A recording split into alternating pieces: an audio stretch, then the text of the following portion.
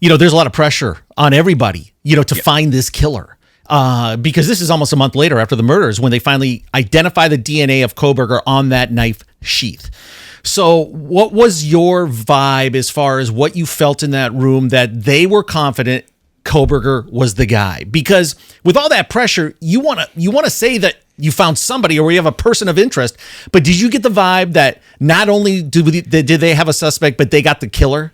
Yeah, some of the questions that some of the people were asking, I could tell that they were looking at different things like cell phone connections and different types of forensics. And actually, during the initial meeting, they didn't really tell me how they developed him as a suspect. And it wasn't until James Fry, the chief, was walking me out. I said, "Hey, how did you come up with him as a suspect?" And he said, "We have DNA at the scene." And that was on December 19th? Correct. So, actually, I'm sorry. December 19th was a text to get me to the meeting at December 20th. Yeah, incredible. So that's goosebump feeling for you again. It almost had to be an out-of-body experience when you realize you interviewed this guy. You saw him.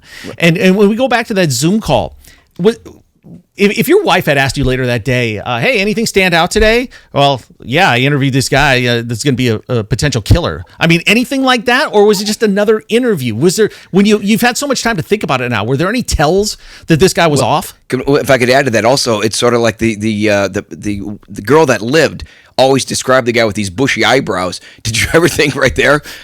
There was a guy with these bushy eyebrows in a Zoom call. And I know it wasn't Groucho Marx.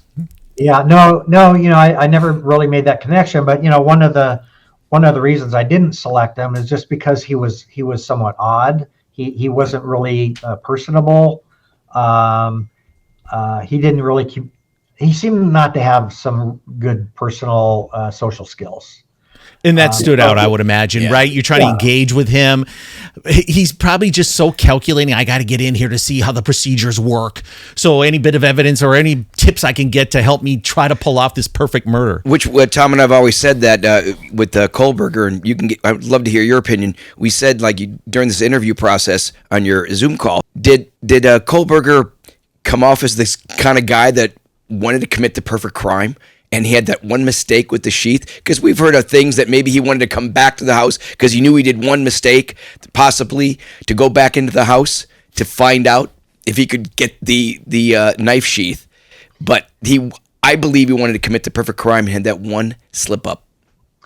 Yeah, I don't know. And I don't know when in his mind he planned this. He planned to do this. And I don't know if interviewing for this intern position was part of that plan. It very well could have been. Looking at the interest that he had in the mind of a killer and how a killer decides what they're going to do and how they feel when they're doing it. My personal opinion is that he wanted to carry that out to see, how it felt to commit these crimes.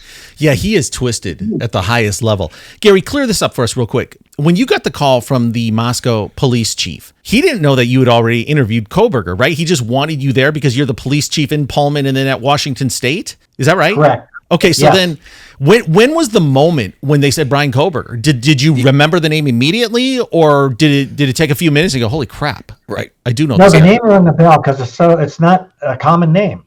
And so, I knew right away I'd heard that name before. I just couldn't figure out from where. And then as they were talking to me, the wheels were turning in my head, and I figured out that, I had interviewed him previously.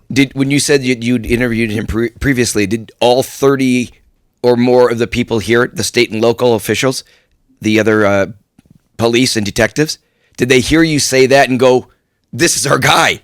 I mean, this is a guy, meaning Gary, this is our guy that you interviewed.